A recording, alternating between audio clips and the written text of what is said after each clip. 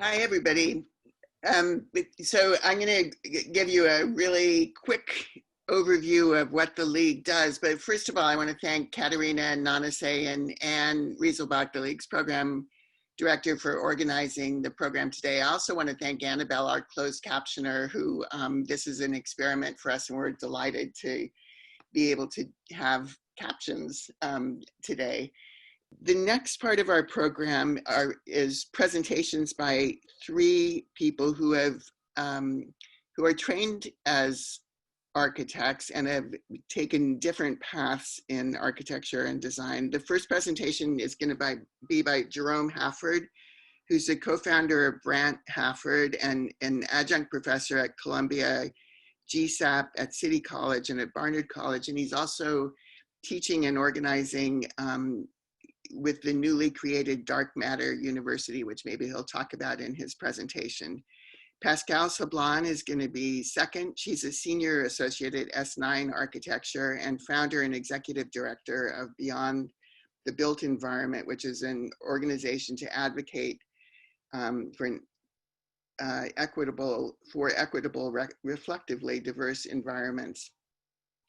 Seb Cha is Associate Director of MIXdesign and an architectural researcher and activist, as well as involved in organizing at Friends of Gadsden Creek and a 2020 fellow at the Carolina Youth Action Project. So over to you, Jerome. Right. Hi, everybody. Good morning. Really happy to be here. Thank you to the League for inviting me. And I'm excited to learn more about the other panelists. I wish I could see all of you guys. I can see a few of you. So I guess I'll get started right off. As Rosalie mentioned, my name is Jerome Haferd. I have a small practice based out of Harlem, New York, with my collaborative partner, BRANDT. She and I do a lot of outreach with organizations like the League. And I am also on the faculty of Columbia and City College in Barnard, as Rosalie mentioned.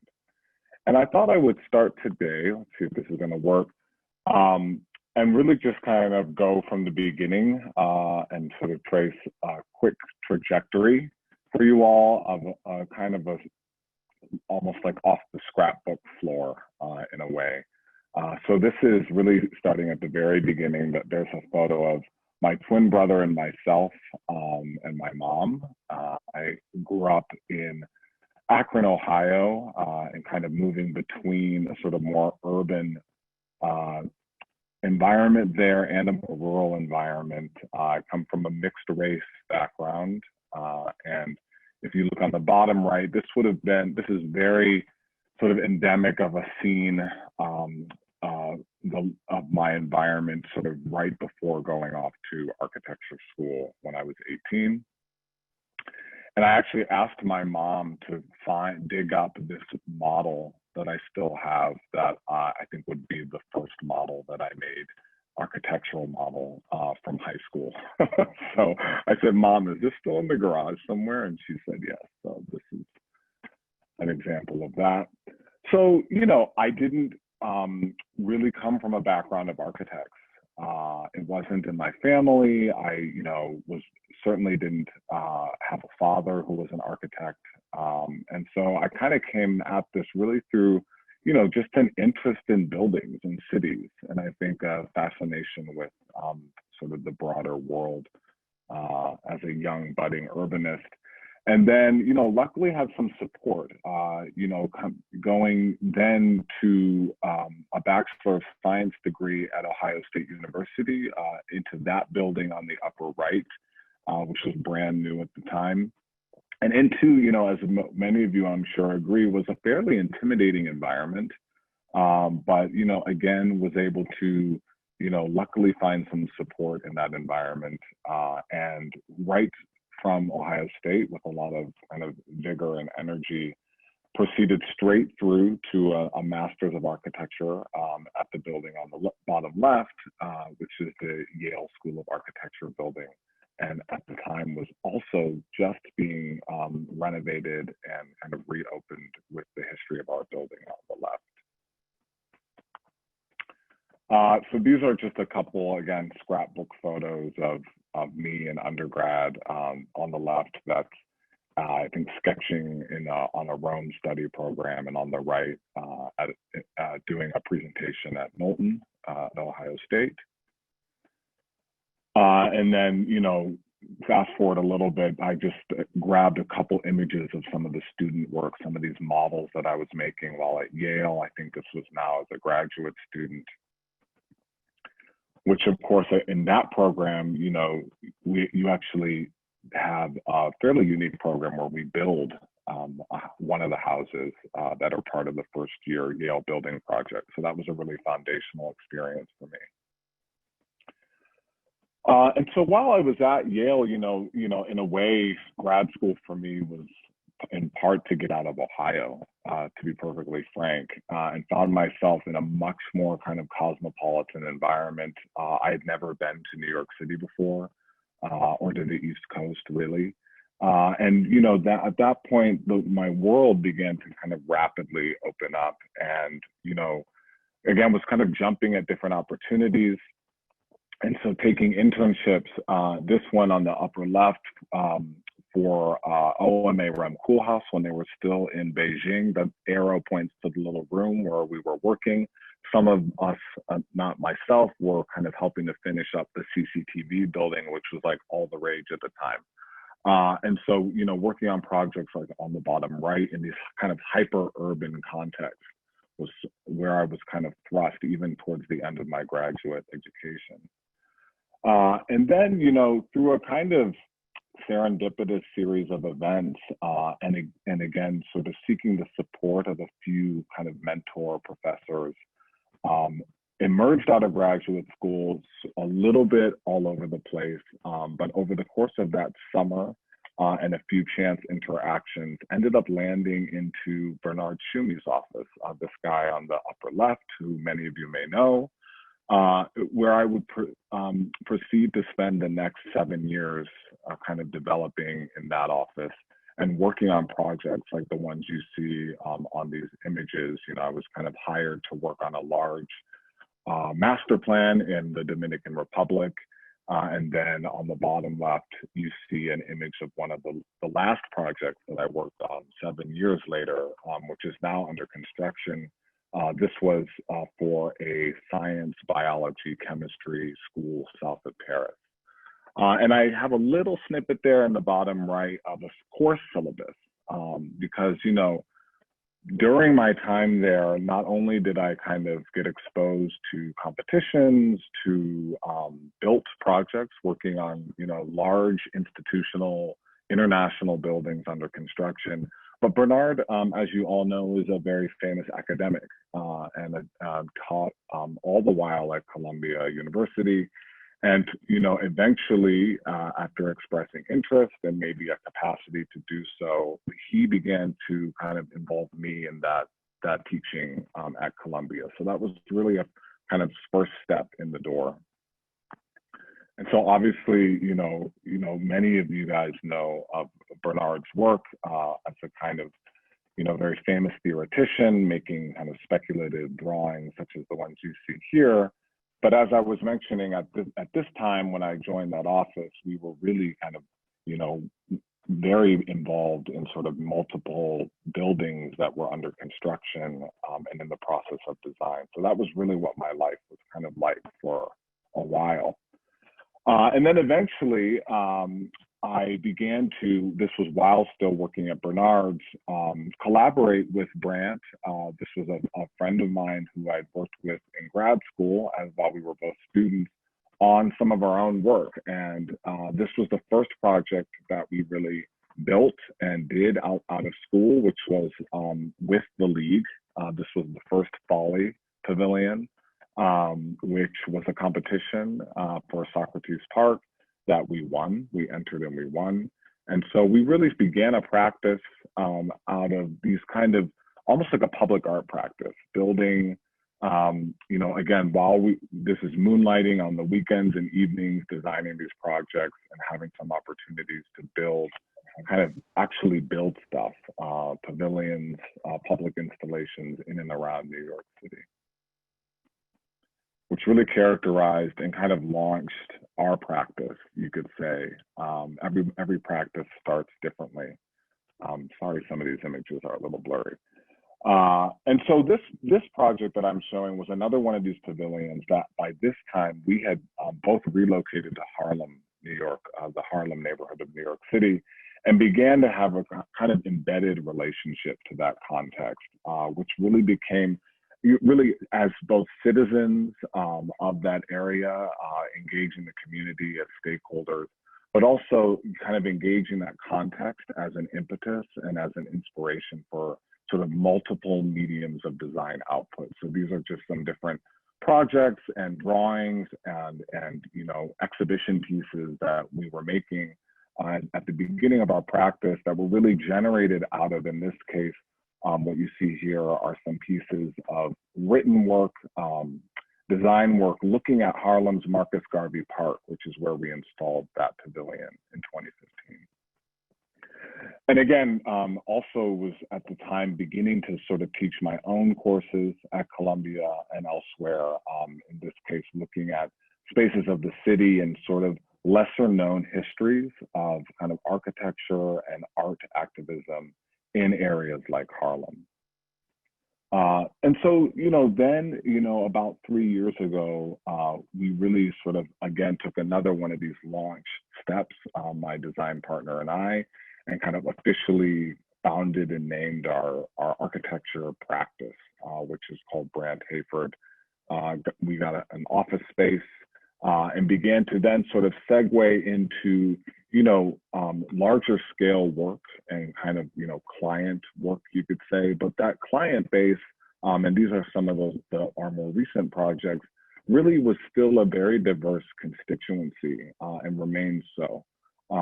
So on the right, this is another competition that we actually won that is a housing proposal for a community just south of Cleveland called Old Brooklyn.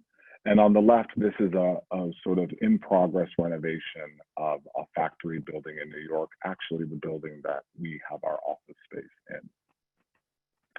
And again, this, you know, our practice is really sort of an expanded practice that has a fair amount of kind of outreach and finding different territories and clientele that we can work with, often involving sort of self-initiating projects, going to community events, community festivals in this case, and a fair amount of activism as well. So, you know, even myself being involved with other, even family members, activist work, doing, you know, kind of installations for sort of very temporary, in this case, vigils in DC and other activist projects.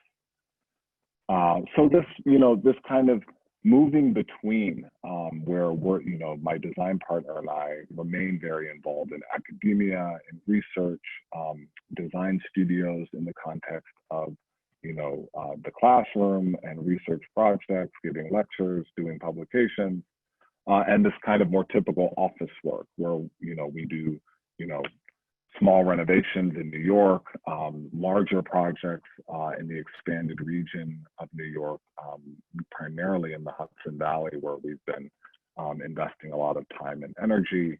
But we really view this kind of mix of things as a kind of holistic practice. There's a lot of feedback between the two worlds. So you can see here a few images just around this screen that for me really constitute in a way how I work and the kind of spaces that I move between and the communities that I often intentionally try to conflate that sort of begin to comprise my practice. So you'll see here again some more written work that's more recent on the top left that I began to generate out of an engagement with another sort of local Harlem space, which was beginning to be more known, but it was an erased African burial ground called the Harlem African Burial Ground, where I became aware of that space and eventually decided to teach a design studio,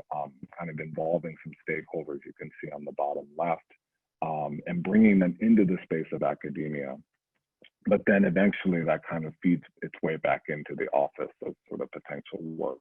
And then you can see here, as I think Rosalie was mentioning, even beginning to kind of get involved and sort of co-generate and initiate projects that begin to really question even what the space of academia is. So this is a recent project called Dark Matter University, which myself and a few other academic and practitioners began over this last summer out of the events of George Floyd and COVID-19, really thinking about how this new space that we inhabit, including Zoom, and these sort of loosening institutional boundaries might be leveraged to actually produce a different kind of academic space, even different kinds of credentialing that would sort of place even non-architects into the same room as architects as we produce knowledge together. So again, research of mine into, issues and different lesser kind of mined territories. This is another African burial ground north of New York in the Hudson Valley, in the city of Kingston, that I kind of became interested in and did some academic work on. This is a sort of sonographic map of that territory. Begin to, question our notions of space, of property ownership, of territory, of kind of collective territory, and find its way into the office. So, bringing students in, engaging with that community, and actually being then called back in to kind of assist as they begin to sort of deconstruct the house that is currently sitting on top of that African burial site.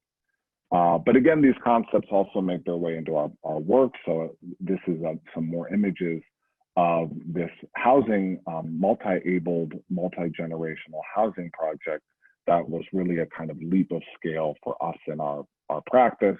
It's called Side by Side for Cleveland, Ohio, where again, we're thinking about these issues like property, like ownership and territory, and proposing prototypes like this one, which begin to really conceive of, in this case, 3 different lots, 3 different territories in this kind of residential neighborhood south of Cleveland as one single kind of collective territory. So a sort of public space begins to flow into the kind of front yard condition of this sort of collective housing project. So this is, again, a project that's ongoing. The competition was won last year, and we're now developing that project with the sort of foundation and home builders. And I'll just end here with a couple of photos of our studio. This is our office in Harlem, which I miss being in. I'm there a little bit these days to do Zoom calls and such. So, we really kind of celebrated and sort of used that space for a number of different things, community meetings, workshops with students. But now, a lot of our work, these are some of those same collaborators of ours on Zoom on the bottom right that I'm sure many of you are also kind of working in this way. But this is really just to kind of show that space, even of our studio, is a sort of heterogeneous space that involves even the co-production of work for different projects with a kind of expanded field of collaborators where we, again, host meetings there after hours for important projects. This is a meeting of cultural stakeholders about the Harlem African Burial Ground site, which is going to be developed, that we hosted in our office at the end of last year, one of the last sort of meetings of this kind that we did before having to sort of get remote, or even as a construction site. This is, again, this is downstairs from our office where we're, have been hired as the client of our own space by the building owner. And over the summer last year would regularly be working on a sort of paper project or in the design phase upstairs, and then walk downstairs and check on the kind of active construction site of a project of the first phase of sort of renovating our own office space. And, you know, all of that has really changed in the last few months, as Rosalie and the others were mentioning.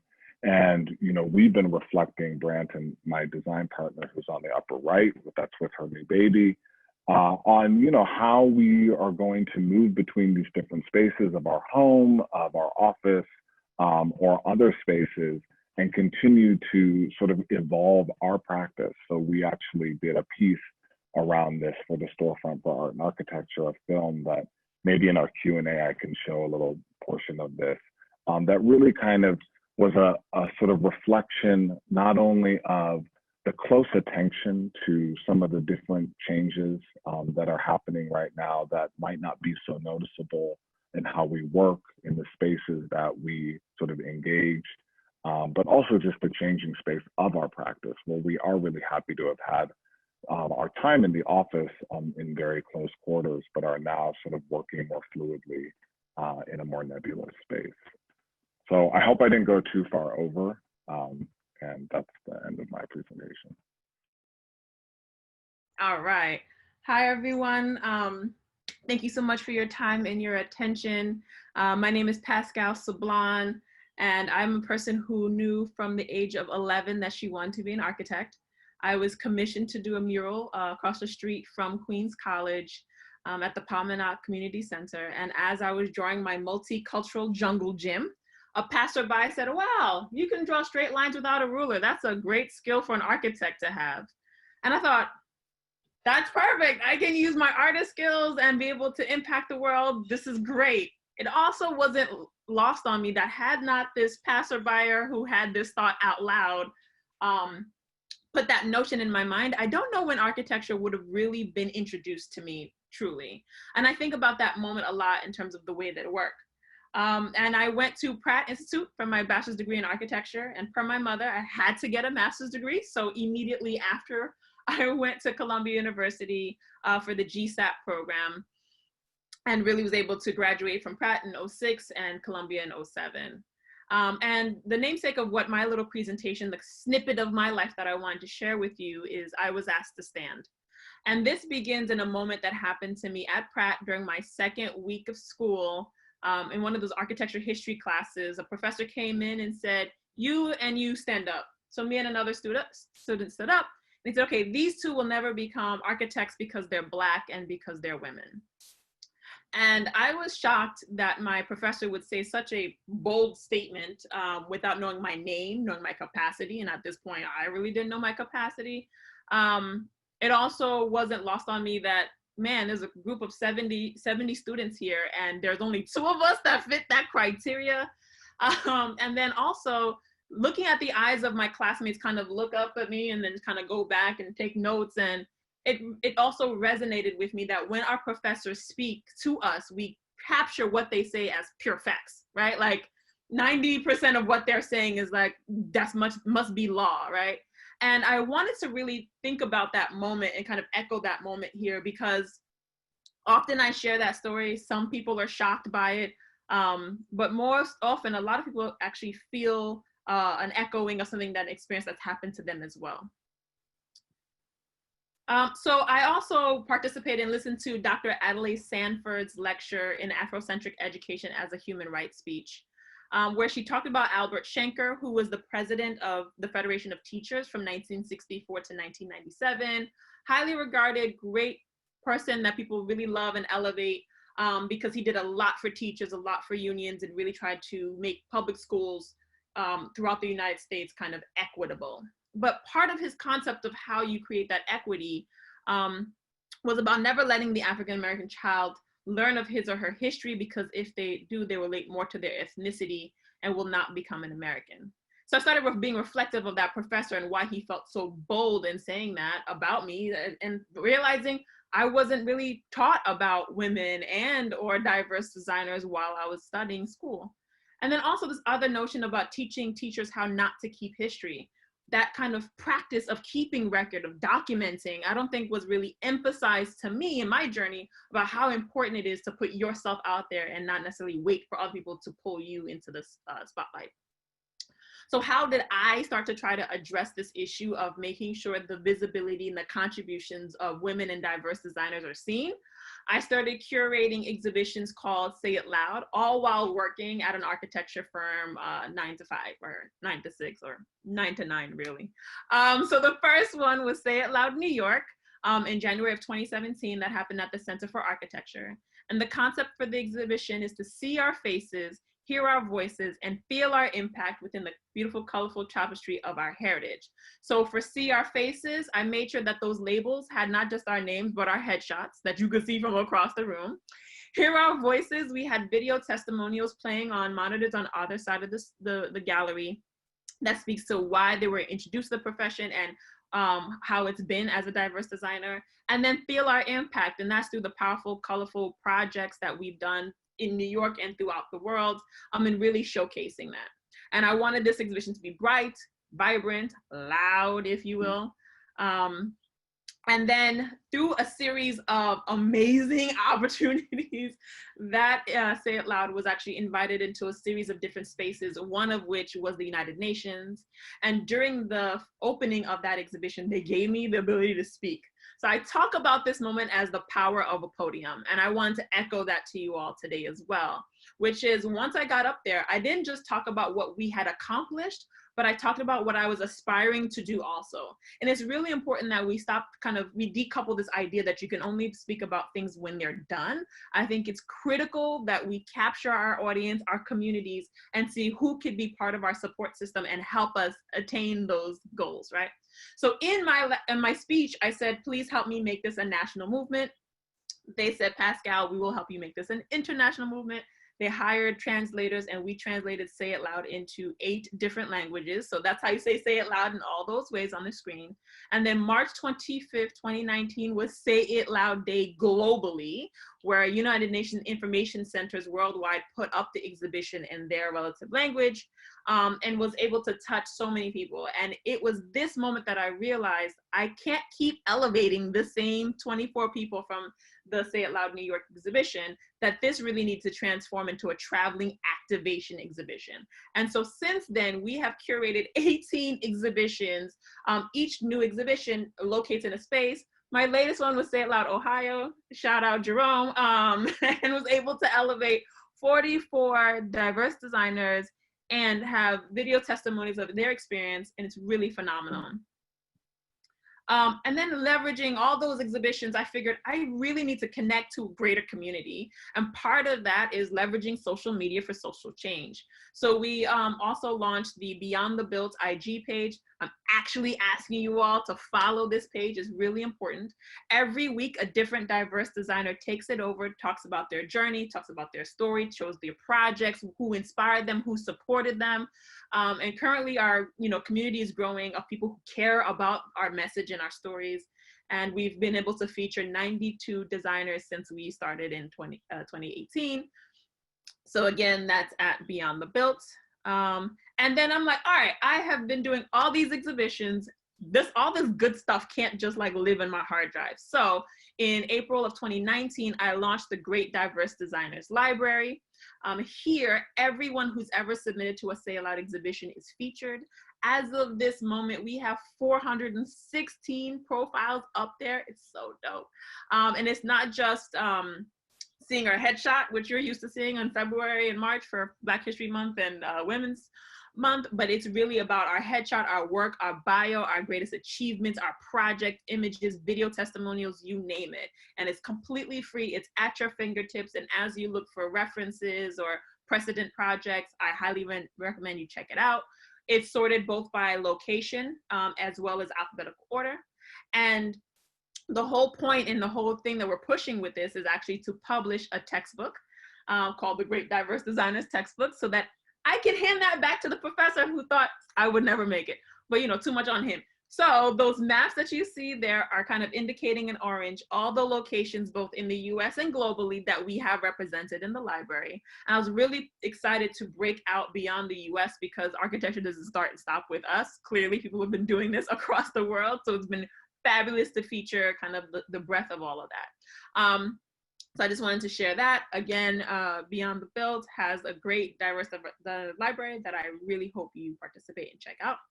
And the other big kind of push that I'm trying to achieve is create a really strong braided connection with media publications to ensure that aside from us collecting all this content and keeping record, but also elevating it and pushing out for people to see. So I've been developing an MOU with publications called Say It With Me or Say It With Media, where I'm asking them to track how many women and diverse designers they're featuring, increase that percentage by 5% annually until 15% is reached, pledge to speak about us that we are great, use the same vernacular that you talk about women and diverse designers as you do with white male architects, include research and development of historical data, because a lot of the stuff we're doing now is capturing current and present time. But you know, there's a whole lot of history and a lot of contributions that need to be grabbed and also used and elevated. And then pledge to showcase and educate about how architecture is used as a tool to facilitate oppression. Lastly, we're also making sure that we protect our history. When articles go out, I'm making sure that the content is accurate. And if it's not, I'm calling you out. I find the time.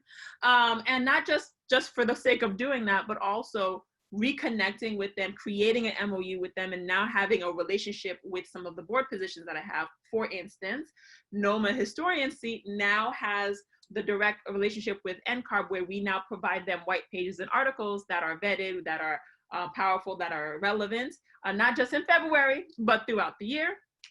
And we're publishing a children's book, the Learn Out Loud children's pop-up book that showcases, again, the brilliant people who have been featured in the exhibitions.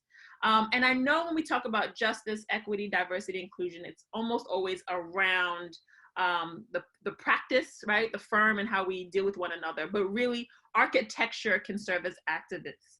And I don't want you to think that this is a pie in the sky, dream to be dreamed, next generation kind of thing. Nah, you can start doing that ASAP, like right now. And so to do that, I want to show you how architecture oppresses. So there are projects or people like Robert Moses, who I was taught was the bomb.com for all that he's done for New York with Central Park and blah, blah, blah, and all the waterfront and all the landscape and open spaces. Did not know that homie was a straight racist. Who knew? And what he did when he was developing Jones Beach is that he had on the Southern State Parkway make sure that all the overpasses were 9 feet or less. And the reason is because he knew Black people were really using buses as a form of transportation. So he made 20 bridges low enough so that buses couldn't get there. So this is a clear, concrete way where architecture is being used to oppress a certain group and demographic of people. There's also architecture that echoes knowing your place, right? That's from monuments that elevate people who are actively pushing for slavery to continue being put at the highest point of your community. But there's also projects that have corridors, which is you have a project that has affordable housing and market rate income all in one. And they have the front door for those who pay top dollar, and then a back service door for those who are financially kind of struggling, which doesn't make sense to me because the whole way your whole building came together is including the affordable housing component. And I see this project as examples of this as the equivalent of whites and coloreds only. There's gentrification, there's redlining, there's so many ways that architecture is used to oppress that we really need to be aware of that. And with that, knowing that it's been done, how do we do better, right? So the National Museum of African American History and Culture out in DC was actually started, the request for it to happen started in 1915. So this project opening in 2016 was a 100-year advocacy effort.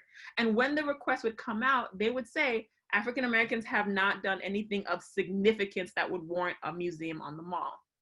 So this project is hella important on so many levels. One, it's designed and constructed by an incredibly talented, diverse team of individuals. Also, it's a place that elevates and captures all the stuff that our culture has brought to the world.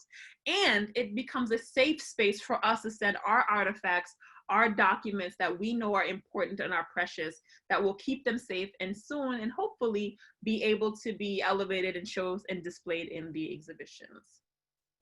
The first project I ever did as an intern is the African Burial Ground National Monument in downtown Manhattan. And this is during a construction site of yet another federal building down there. And they found African remains, slave remains, and they was checking them out until that was whistle blew. And we were able to work on this project and get this project to come to fruition.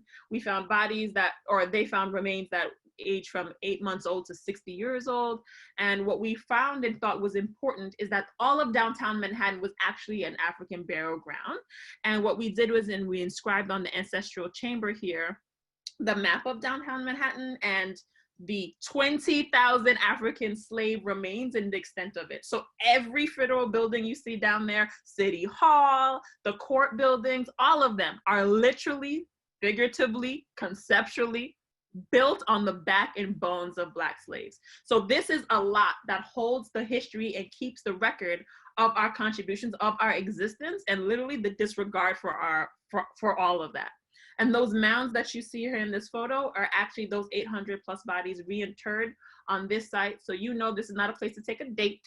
This is not a place to do skateboarding. This is a place to keep record, keep remembrance, and understand the importance of what happened here. Also leveraging as a mentor, as ACE mentoring, I also leveraged the fact that after the 2010 earthquake in Haiti, I was able to use my background and my connection to request for new projects to actually make that a project for my ACE team.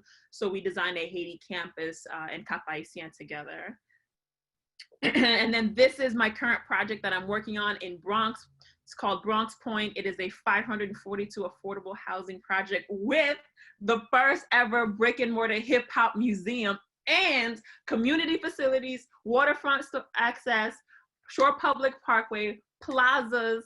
I mean, really a project that's for the community, by the community, and conceptually capturing the culture of the community into the project. So showcasing hip hop as the main concept of the project. We selected tones of dark brick and made the fenestrations in the windows move to also showcase kind of the music and the rhythm that's part of the culture there. So really excited and hyped about this project. We break ground this year, more to come. And then one of other programs that my organization does is the See It Loud Augmented Reality app and camp. This is where we kind of, again, leverage all the content that we gather from all the Say It Loud exhibitions and Pokemon Go-ish, if you will, where the map kind of indicates projects near you that are designed by women and diverse designers. You see their face, you get to know their names, you draw and sketch something about it based on what you are inspired by, and you can capture it with your device and see it on the building at 1-to-1 scale. Super dope, excited to work with NumTech developing that app, and I hope to launch it at the end of this year. This is one of my favorite quotes. I won't read it, but I want to kind of just circle back to this idea that I was asked to stand, right? And since then, I've been standing in various positions. I stand as a mother of a beautiful curly-haired 4-year-old boy. I stand as a senior associate at S9 Architecture. I stand as the NOMA historian. I stand as the NOMA Northeast Regional Vice President.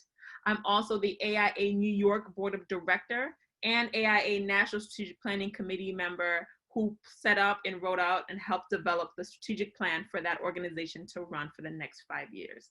I hold these positions to make sure that I'm in a place to make policy changes, but also to connect and to volunteer with greater communities and see how we can make architecture more just, equitable, diverse, and inclusive. Thank you. Thank you so much, Pascal. I feel, yeah, I'm going to try to inherit your energy. Okay, and also just wanted to quickly call out, I didn't know that I had to do this, but if you go down to Zoom and see the button for closed captioning, you can turn on subtitles, which I failed to do until midway through the presentation. So just wanted to call attention to that for folks that want subtitles. So yeah, thank you so much to Anne Katarina and Rosalie from the League for having me, and Annabelle, the captioner today. And thanks so much to Jerome and Pascal as well. My name is Seb Cha. I live in Charleston, South Carolina. I'm a trans non-binary person. I use they, them pronouns. It's in my Zoom name. I'm the child of Korean immigrants, and I'm also the associate director of MIXdesign, a New York-based inclusive design think tank and consultancy, as well as a few other things, which I'll share. But just wanted to acknowledge that we're tuning in from different places, but that since this event typically takes place in Manhattan, or the Lenape word for island, Menate, just wanted to call out that this event typically gathers on the traditional land of Lenape peoples, and wanted to honor the land as well as the generations of stewards of this land, and that, due to centuries of colonial genocide and forced displacement, today the Lenape diaspora is dispersed throughout the US and Canada. So as architects dedicated to answering questions of space and place, wanted to call out kind of our responsibility to dismantle this legacy of settler colonialism. And these images are from an Urban Omnibus interview with the Lenape Center, which I encourage you all to read. So I just wanted to kind of kick off by acknowledging that, we're at the center of many different identities. We have a multiplicity of identities. And during architecture school and afterwards, I felt a lot of kind of market pressure for young designers to compete with one another, and to really defend a kind of specific brand of expertise. And I've been really trying my best to reject that pressure, and embrace all the different sides of myself. And this image cloud kind of shows some of the roles that I like to perform, in addition to my one in the architectural profession. So some of those are popular educator, pop star, city council agitator, and gadfly, digitally embodied for a virtual rave, community facilitator. And of course, the specter behind most of these images is me in my pajamas staring at a computer screen most of the day, but it was fun to put these together. So just as we think through potential career paths together, I wanted to embrace all of the sides of ourselves that don't fit the traditional architect role, because it's been very helpful for me to think more like a mime or a jester than an auteur. But it's easier to critique market pressures than to evade them. I attended this event as a student only 4 years ago, and like many of my peers, was looking to network and get a job and avoid financial precarity. And since I graduated in 2017, I've been trying to learn more about what the sustainable balance is for me in terms of work that pays the bills versus dismantles systems of oppression versus brings pleasure, and whether you blend these things or keep them separate.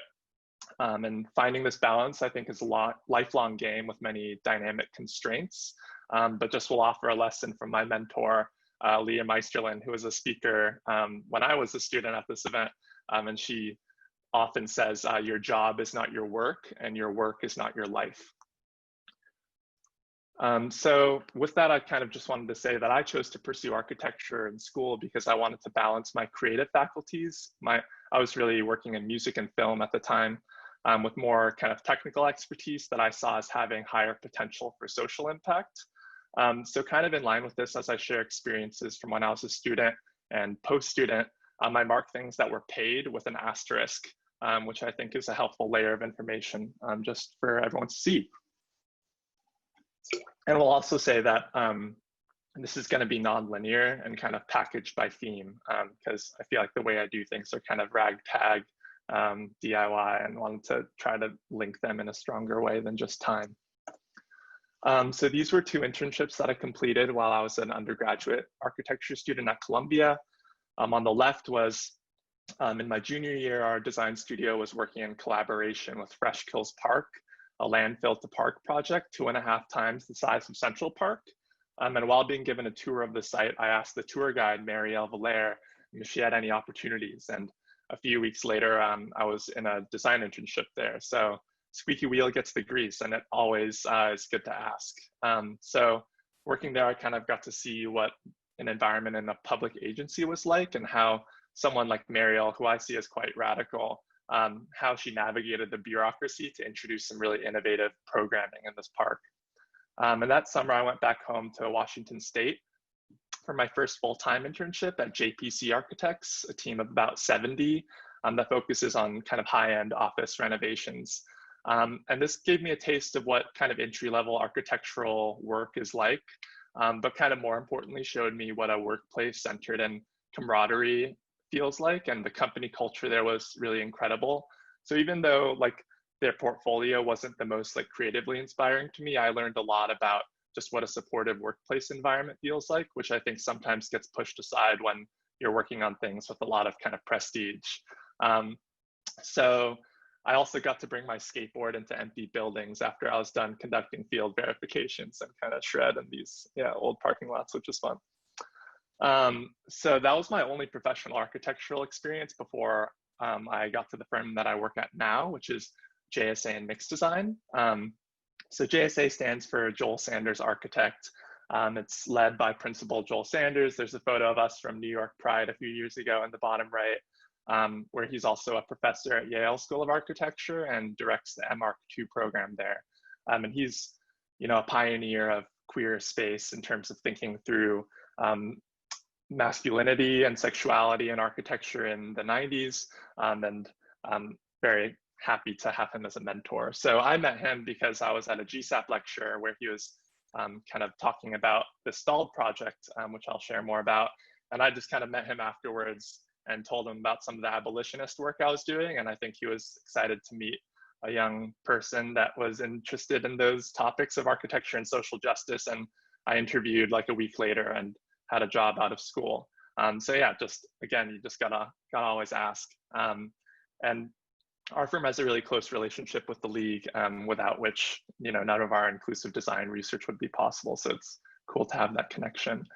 So I started at JSA as kind of more of a studio manager role, which I think is very common for folks graduating with an undergrad non-professional architecture degree.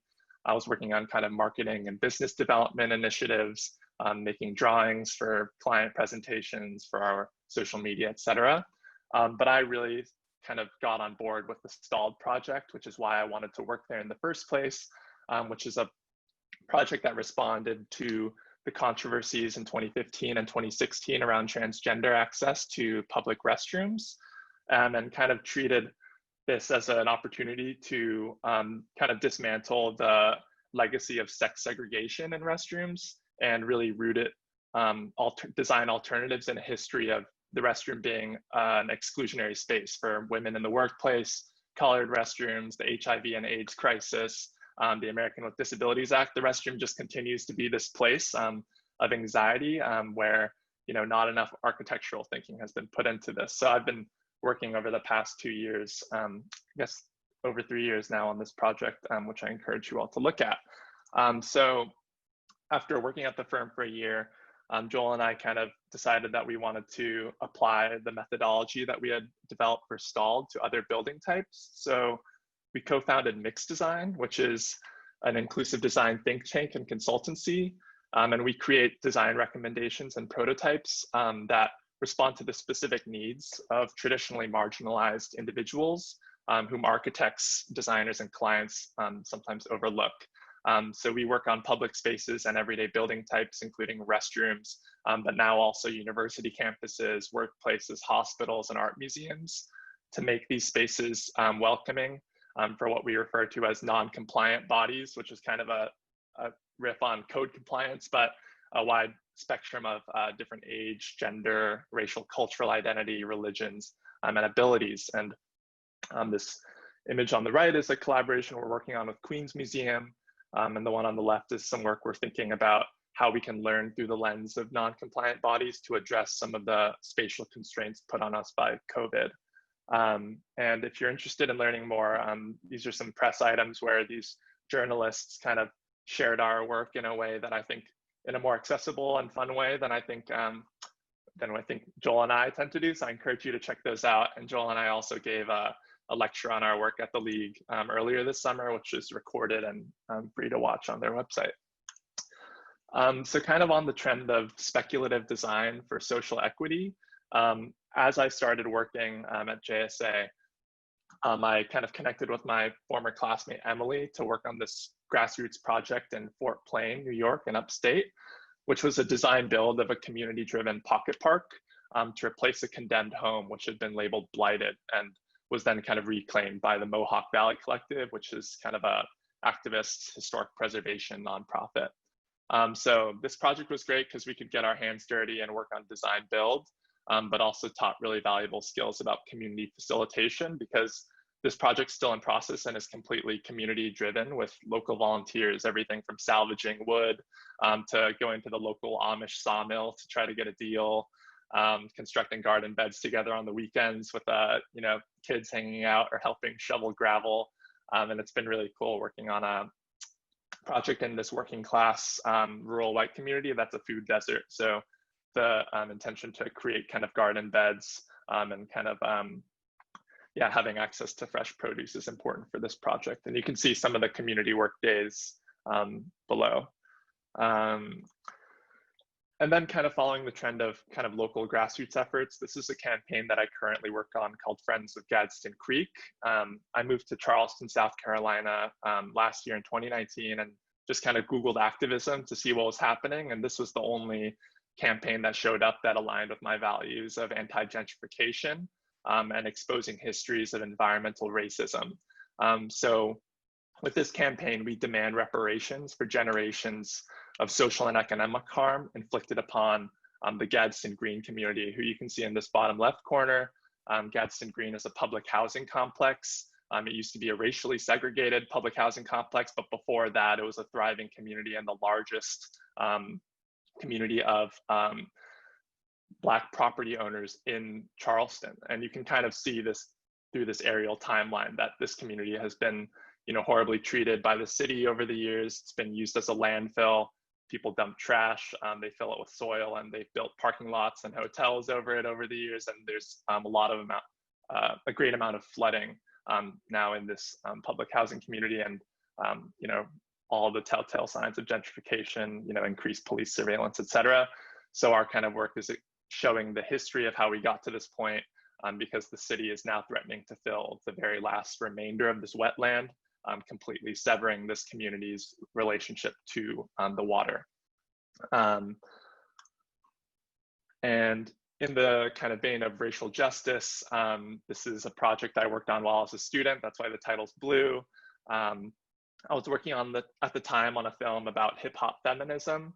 And I connected with the Columbia School of Social Work, who was starting this pioneering program called Beats, Rhymes, and Justice, where we brought in kind of recording software and kind of skills to work with incarcerated young men at Rikers Island Jail Complex, a penal colony, closed Rikers. And that kind of really got me interested in abolition and restorative justice. And I was really into this project, so I kind of asked one of my architecture mentors, Leah Meisterlin, to write a curriculum with me to do one where it would be centered around equitable neighborhood planning and urban planning. So we got to bring a lot of fun model making materials into Rikers Island Jail and work with these young men on really fun exercises, also rooted in restorative justice and architectural design. Kind of following the train of youth education, as a way to address inequity. In Charleston, when I got here, I just also did a Google search and realized there were no design classes of any kind offered to anyone at kind of affordable rate. So I kind of partnered with the Contemporary Arts Center here, as well as this organization called Kids on Point that offers after school resources for free to under-resourced K through 12 schools. So I kind of worked with a cohort of 6th and 7th graders, and this class was their first exposure to graphic design as a discipline. And it was really fun to do a hands-on kind of, I just called up a friend. I'm like, yo, do you have like 20 netbooks? Like, let's just make this happen.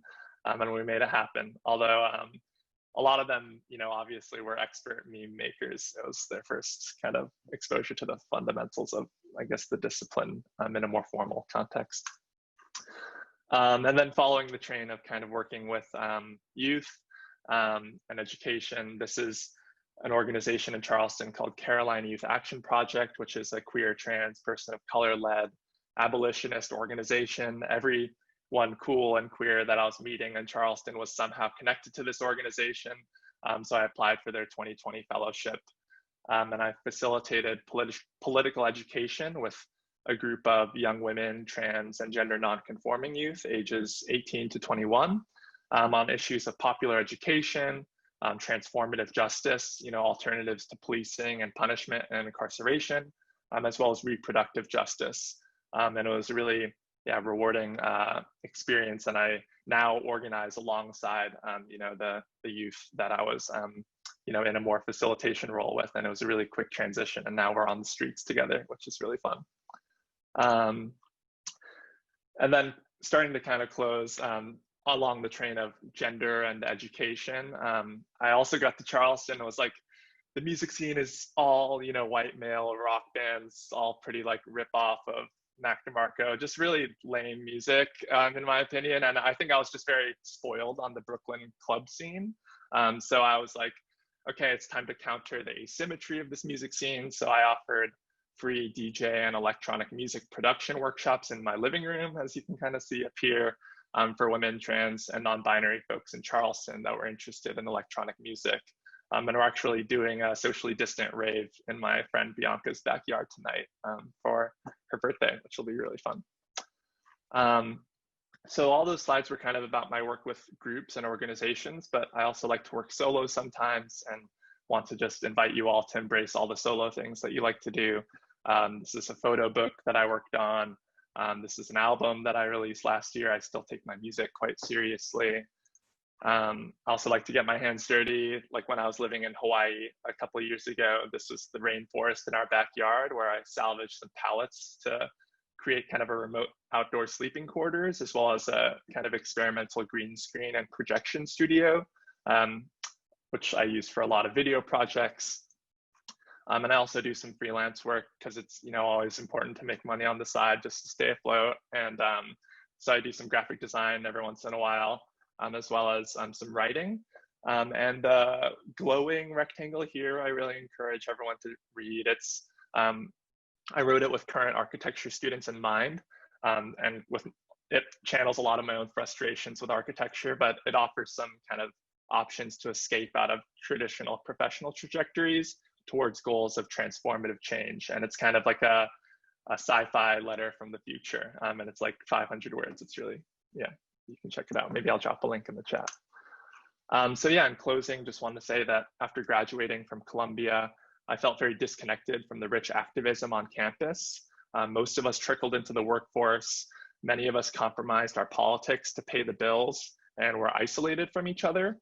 So I hope that whether it's through a paid job or in your off hours, we find ways to stay connected to each other as we contribute towards a critical mass rather than just kind of boosting our own portfolios. And these are some examples of, you know, how architects are beginning to form popular movements. Some of these were addressed already. And I encourage you all to find something. It doesn't have to be one of these, just something that you believe in and join the cause for a larger movement. Yeah, and thank you. And yeah, feel free to connect with me on Instagram or Arena. Yeah, thanks so much. I don't even know where to start on questions. One overarching question for all of you is, I think what we'll do is put together a resource sheet that we could send to all of you, as opposed to randomly putting things up in chat and then they disappear, with links to all of the projects that all three panelists were talking about and articles. Rosalie had mentioned our newsletter. All of you who are taking part today will be automatically signed up on the newsletter, so you'll know what we're doing on a regular basis. So what I thought I'd do, and I want you all to please start putting up questions now, because your questions will be far more germane than my questions. But I wanted to, with each of you, talk a little bit more both about sort of work-life balance with the, you know, initial question of do you sleep, but then tease out a few of some of the projects that you're involved in. By the very nature of your presentations, you didn't have time to sort of go deeply into one thing or the other. So working backwards, Jerome, could you talk a little bit more about Dark Matter University? And there's an open house tomorrow, although I think it's sold out. So is that going to be broadcast? Yeah, we're going to have to maybe open that up more. But folks should, you know, check out, you know, www.darkmatteruniversity.org and get more information about that. And Seb had a slide as well. Seb, are you involved with Dark Matter? No, I'm not. Okay. Yet. Yeah, true. Just shouting y'all out. Yes.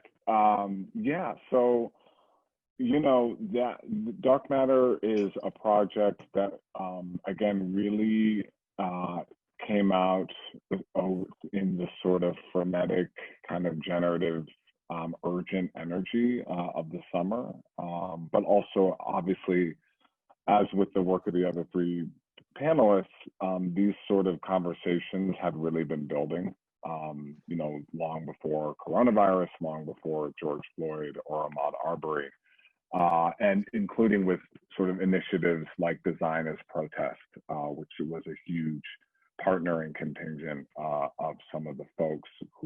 These are by Black, Indigenous people of color, academics, really solely, who came together and began to really, over the airwaves, connect. And, you know, there had been sort of loose discussion around, you know, paths to licensure, certification, and the whole pipeline problem, right? And also just a general kind of thinking about, you know, institutions of higher education, of academia. And I found myself sort of really discussing this fairly in depth with a few peers who were around my age, who had at this point several years, some of them now full-time professors and practitioners at, you know, in academic institutions of design or architecture around the country. And we were kind of like, how have we never been sort of in a chat to before this?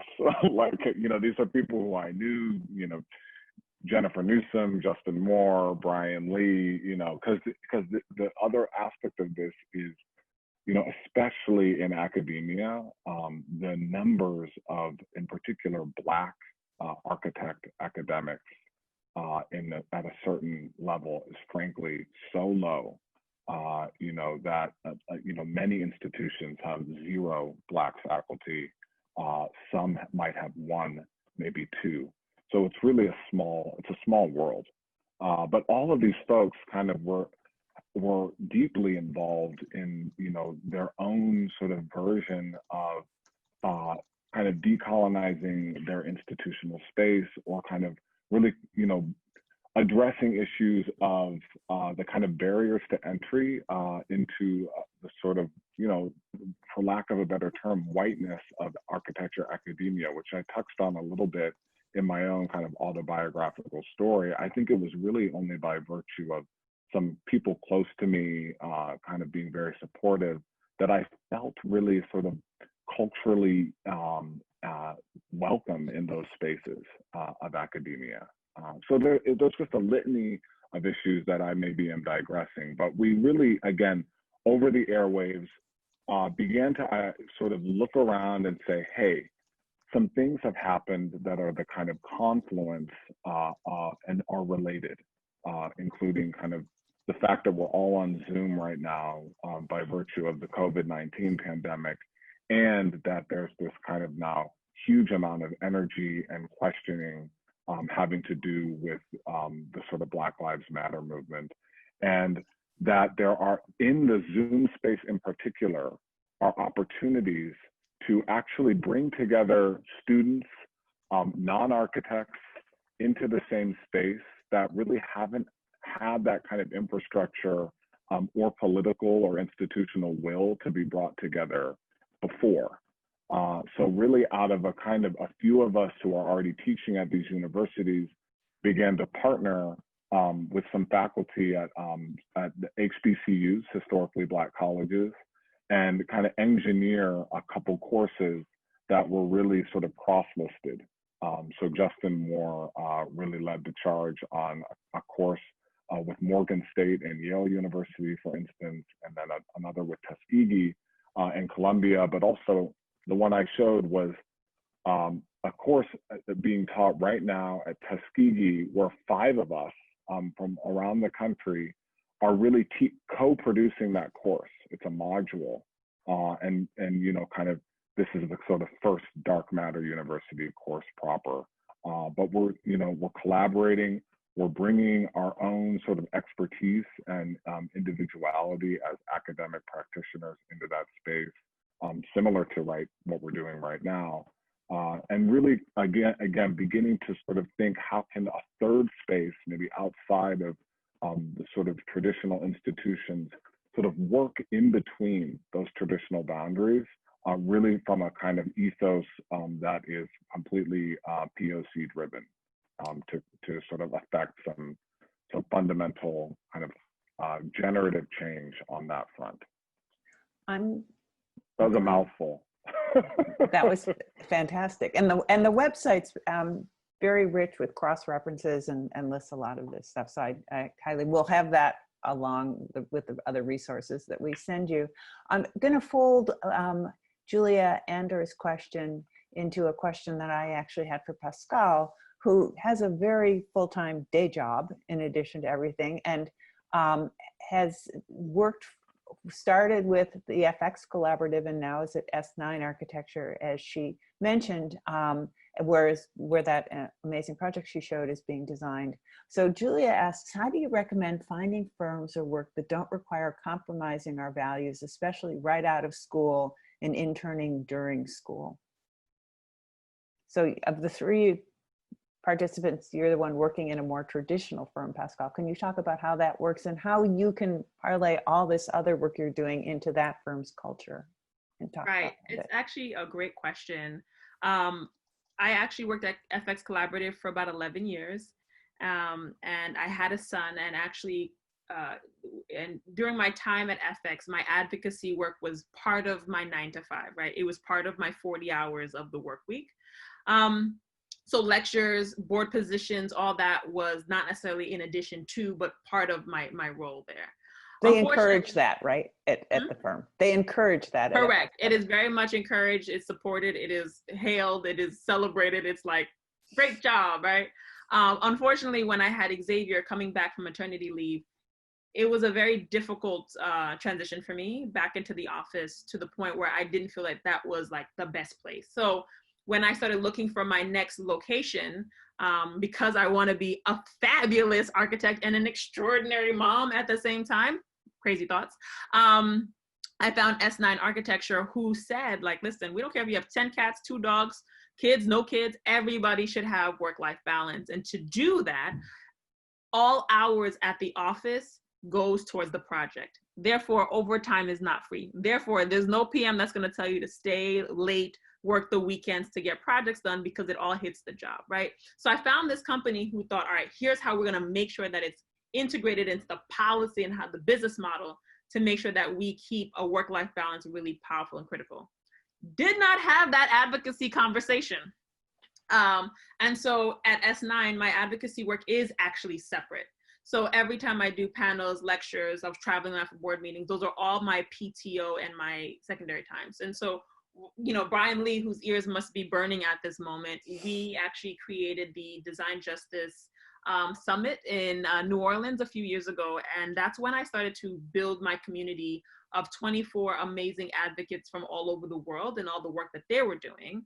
And then kind of got exposed to conferences like NOMA conferences, as well as AIA Grassroots, which is predominantly made up of advocacy-centered architects who are really focused on changing the world.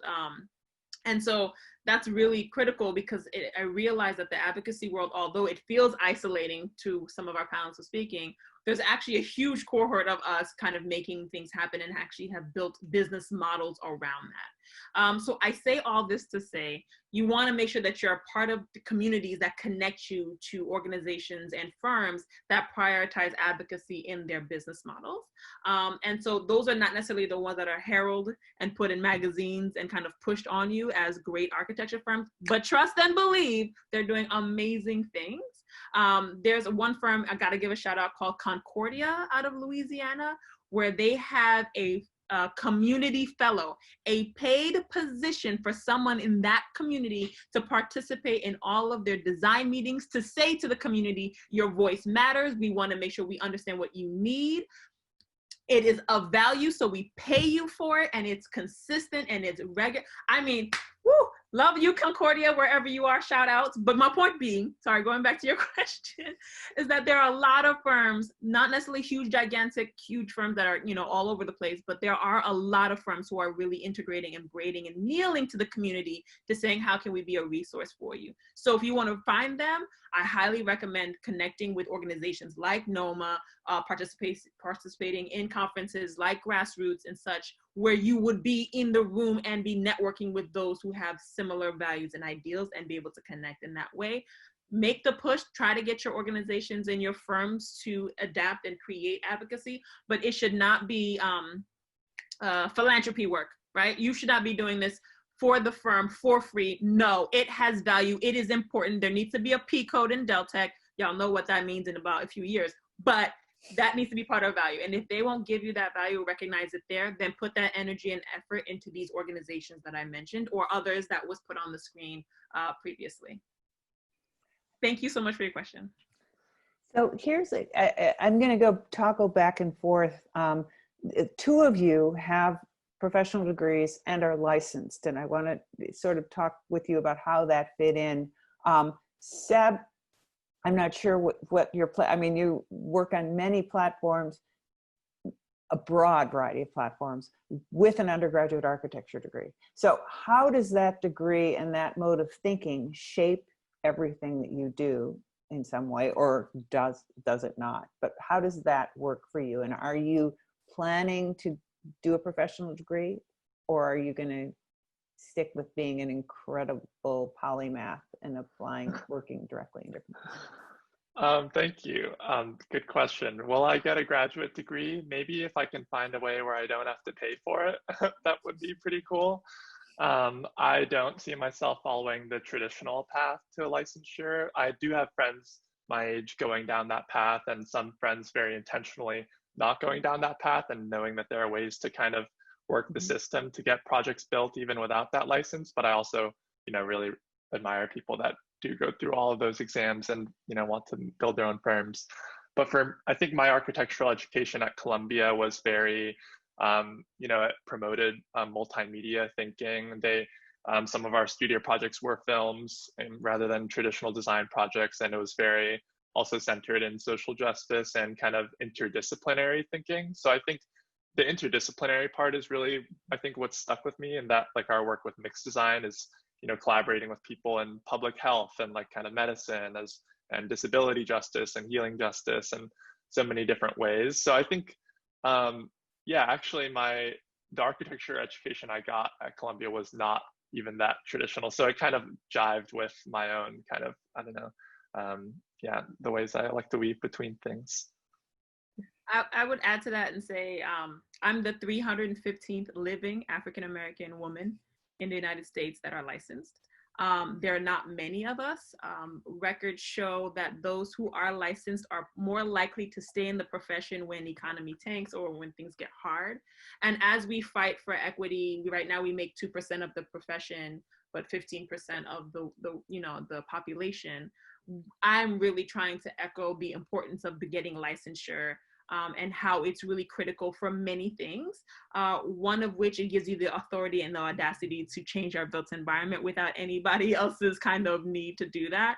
But also this understanding that those exams, those processes actually help you understand the other components, the other people who are part of the building construction process that can't kind of run over your eyes with stuff where you'll be able to be lethal enough to be like, nah, that could totally happen. I took that test. The other thing is it helps with getting certain awards and promotions in firms if that's the path that you want to go with. So I think both existences are really important. I think what Seb is talking about, like being true to yourself and your path, is absolutely 1000% valid and yes. But if there's any that's kind of debating, I wanted to just also echo the real importance of showing up and being a licensed professional in this environment to claim our responsibilities and be able to impact the built environment in the way that we see fit.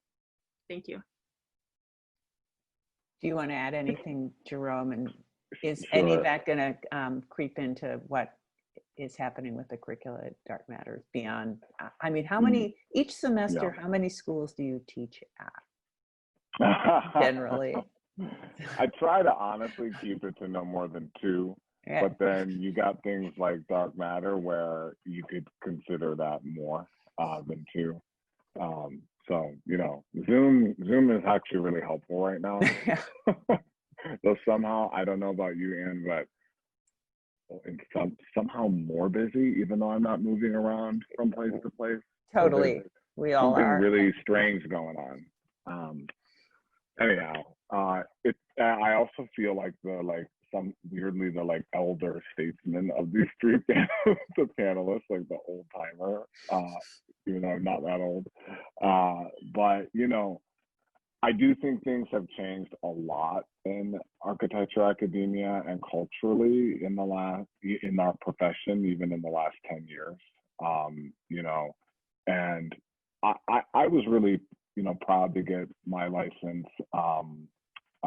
I think some of it goes back to what both Pascal and Seb were saying, but you know, to have agency in a certain kind of agency in this profession. As a person of color, it felt very important to me.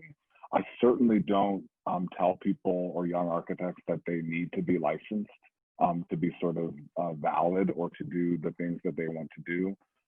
But I feel that to affect the kind of change that I'm trying to affect, that getting a license was fairly important, including to kind of speak from a position and membership in that sort of credentialed community in order to then sort of eventually change that process, which dark matter is part of that.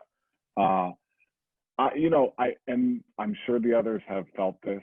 You know, to get for people of color or queer people or someone not coming from a privileged background, in a way, it's a kind of cliche, but there's a sense of having to be twice as good to be noticed and to be accepted into certain spaces. So I think getting the license for me was just a lifelong kind of part of a lifelong set of really just in my body feeling that it's like not even a question that I'm going to have to do this thing twice as well in order to be sort of like validated alongside my peers, perhaps of different ethnicity or gender expression, etc. So that's really, you know, that's really kind of my thoughts on licensure. I do think it's changing a lot, you know, and I hope that that the pipeline continues to open up for more folks to sort of join the ranks of licensed professionals, whatever that looks like in the future. I'm going to throw this in. There's a question that came in from Annabelle. I'm going to mispronounce your last name, Annabelle Malamud, who's asking, and this will start with Seb, what aspects of spatial design make a successfully inclusive environment? So I think this is, you know, in particular, the kind of work that Seb is working on, but I'd also be interested, Jerome, and the Ohio project that you've been talking about and how that plays into that. And then this large scale development that you're working on, Pascal. So why don't we start with Seb and then move it through all of you. Sure. Well, first I wanted to shout out Pascal and Jerome's work in terms of kind of like excavating history and really bringing that into the present, because I think inclusivity in spatial design requires kind of atoning for past sins, you know, if we're bringing in this kind of Christian Catholic guilt into architecture. And I think that's very prevalent in my work with Friends of Gadsden Creek, where it's like you have to excavate the crimes and make it very visible in order to repair or account for those crimes. But for our work on MIXdesign, when we think about accessibility or inclusivity, we're really thinking about going beyond the ADA or universal design, which you know, tends to focus on kind of more visible disabilities, physical disabilities, mobility impairments. And we're trying to really like kind of expand that. So when we're thinking about, you have to kind of first think about who are you trying to include? You know, it's very different if you're thinking about including people with sensory disabilities or on the autism spectrum versus including people of working class backgrounds. You know, there's different levels that's going to show up. Like, are we talking about a counter or a picture hanging height that works for people looking at different heights, whether you're in a wheelchair or a child or of a different stature? Are you talking about a chair that's going to fit and support your body? Or are you talking about, a surveillance camera that could potentially mean life or death for you? So I think you first need to kind of think about the users that you're interested in, and then see how the current aspects of the built environment are blocking the inclusion of that person, looking at those access barriers, and then dismantling those barriers with more creative solutions, or just getting rid of things altogether, like hostile architecture, for example. We just need to get rid of that. Well, and Seb, one other thing, and this ties in with an image that Pascal showed of the corridor in buildings. One thing that struck me in your presentation last summer was talking about the kind of, almost exclusionary role, even though they're trying to be inclusive, of separate handicapped entrances, separate handicapped facilities, and how the work when installed in some of the other projects are about creating shared environments that, with a nod to all of that. Yeah, absolutely. Like when we're thinking about restrooms, that single occupancy stall, usually is like, for folks that are wheelchair users, but then it's also the people that need to do all the other things they need to do: a medical injection, changing your baby, changing your adult, person that you give care for trans and gender non-conforming folks that don't want to be, victims of violence. It then becomes this kind of separate but equal type of space. And I think it's really important to have those kind of additive spaces that can be refuge for people that really need that privacy. But we also need to think about, if we're talking about restrooms in particular, like what kind of creative possibilities open up when we abolish that binary wall and really acknowledge all the different bodies that use restrooms, not just trans and non-binary people, but people that, are breastfeeding and doing, taking care of their colostomy bags and all these different, people crying. Like there's so many things that happen in there, and we need to start from the baseline of those people rather than thinking about, oh, like we can just have this add-on. We can just add this kind of, nursing pod in the airport, and that kind of takes care of the problem. Yeah, speaking as someone who now has quite old children, but that moment when you're using a stroller in the city for the first time and realize all the places you can't go is astounding. So that project in Ohio, what is that, co-housing, or what is that exactly? Maybe there's no name yet that adequately describes. Yeah, it's sort of multi-family housing that is actually possibly even growing in scope of how large it would be. And yes, I think, the approach to that project, which I feel set it apart from a lot of the other entries to that competition, have a lot to do with what Seb is saying, in the sense of, there's a lot of, like, even in the language of inclusivity, there's a lot of othering built into that language. And I think it, to better kind of approach even what we would call inclusive design, I feel like is getting rid of that sense of separateness or othering to that discourse, and thinking of things in terms of systems, including like historical systems that Seb is talking about. So we really kind of, looked at this, got a big, kind of open whiteboard out, conceptually speaking, and just unpacked this term like accessibility from its like foundational core, and really thought about how, a lot of these issues even like have very much to do with any of us, and that there's not this kind of like prototypical handicapped, so to speak, person, and that a lot of, some of these concerns not only have to do with very specific, mobility issues like being blind or being elderly, but they're intersectional, and they strike at sort of like very deep social kind of structural social concerns that are affecting all of us literally right now, even though this was before COVID. So we really thought about like social isolation as a kind of concern that is sort of structurally an issue, but that affects certain individuals very differently based on very specific concerns that they might be dealing with. But that you could do a project and an architecture that would somehow maybe act intersectionally with some of those structural issues at multiple scales. So we were really looking even at the regional scale of bringing amenities to that site so that certain amenities could come to micro community in order to be sort of more accessible, so to speak.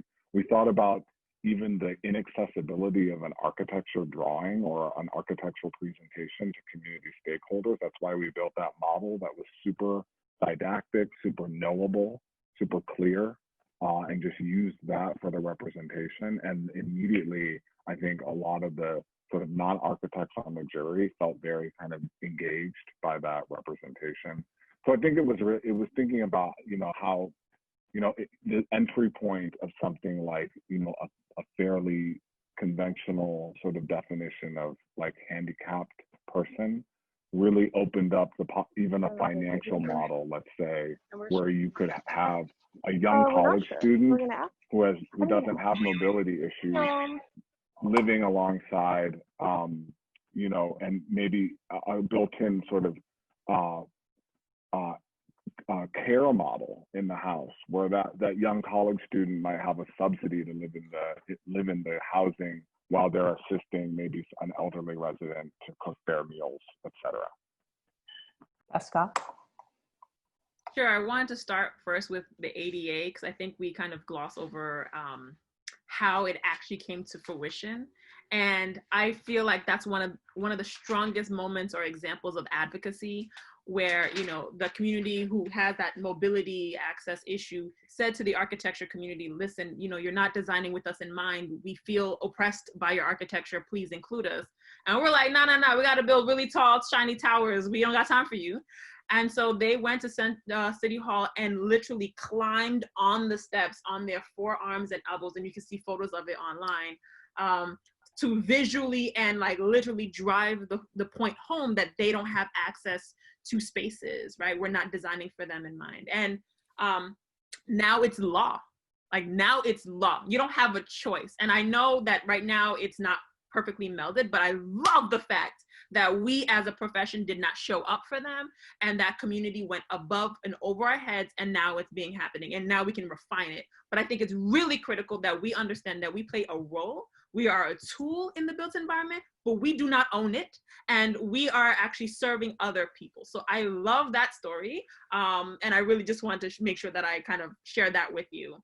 Regarding my projects, I actually am doing the Cleveland Foundation out in Ohio, and it's a really important project for me because it's about a project that's happening in a community that's becoming this threshold and this activator for the Huff community, which is a predominantly Black community that has been neglected. So really to create a project that the first floor is completely open, amenities for the community spaces, galleries to showcase, program spaces for them to come in and do activities in, is critical and really important. And I do a lot of community outreach and conversations in Cleveland regarding that project. And unfortunately for those images, I didn't have the right to share them, so I couldn't talk to them, but I want to really speak to the opportunity to actually start to show investment in a community that has been long neglected, and creating projects that's really a headquarters for a business, but really making sure and creating square footage that is dedicated to the community, and then speaking to the community about what they need,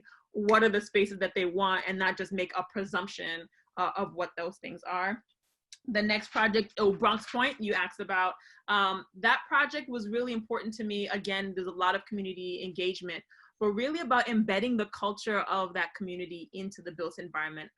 A lot of architecture is about erasing or kind of pushing out the embedded existence of those who are there and kind of designing for the other. So I was really proud to be part of a project that was focused on the current community that is there and enhancing those spaces and creating programs and spaces for business and community outreach to happen within the footprint of the project, which was critical. And then, sorry, my kid moved all my notes over. So the last part is jails, prisons, and spaces of detention. Seb talked about it a little bit during his portion of the presentation, and I want to take a moment to talk about that as well, about claiming our role of how we build projects that oppress, right? That there are projects that are built, jails and prisons that are built that maintain and require an 80% to 100% occupancy rate. So every time one of those projects are built, we are pulling bodies out of those communities, out of those families, and putting them in those spaces of unjust and inhumane spaces. So I was really proud to be leveraging my board of New York member as a director to help craft the AIA New York statement against criminal justice, and making the profession take a stop in designing and building jails, prisons, detention centers, especially with what's happening in Rikers and their plan to create more prisons in each, or more jails in each borough. So I say this to say that I want to kind of put together, A, there's advocacy in architecture and how the built environment oppresses and what we can do to fix it. B, there's really great projects in which we can embed those values into those projects as well. And then C, there's policy that we can also design and put in place to make sure moving forward, that is what's happened as well. I think your answer is going to tie into a question here. I'm going to keep going with this. I want to fill in everybody to remind them, because I can hear Katerina in my ears saying, do this. Don't forget that we had timed this to go till noon. We may run a little bit over, and if our panelists are willing, we're willing.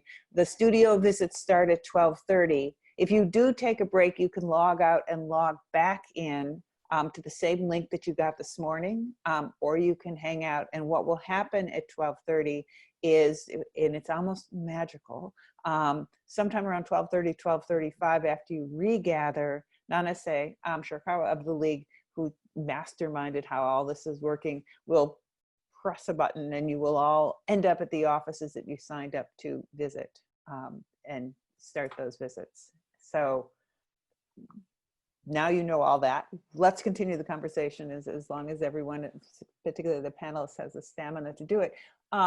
In a way, I think that part of the answer you gave, Pascal, right now is one that I'd like to hear the other two speakers answer. And this comes from Amen Hella, who goes to NYIT.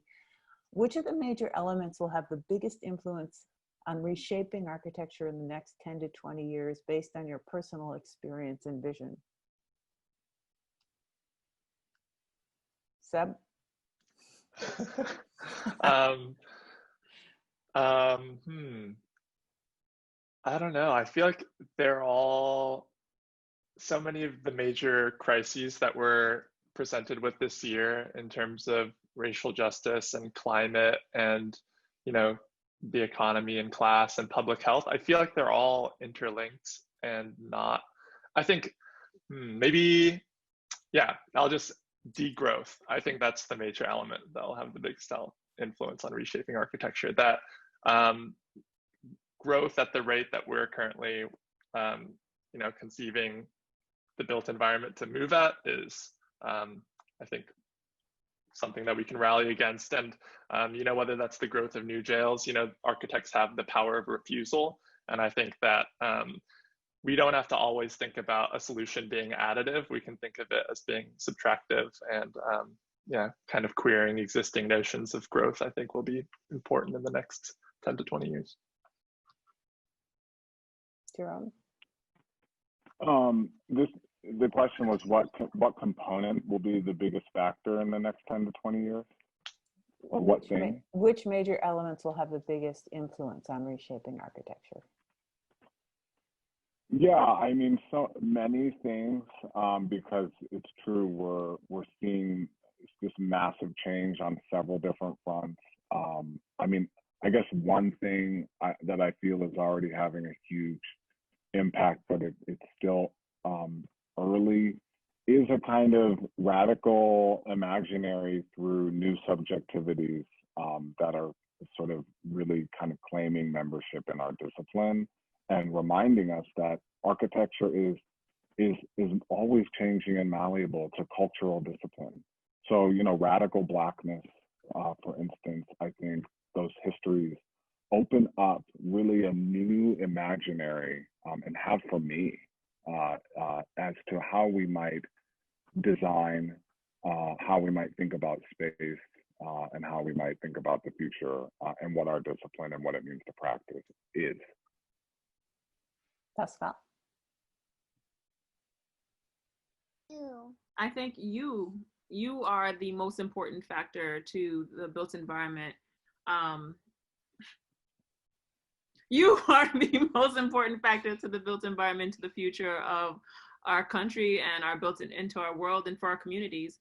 I really think our role in civil rights and fighting for civil rights and justice through the built environment is really important. So sorry.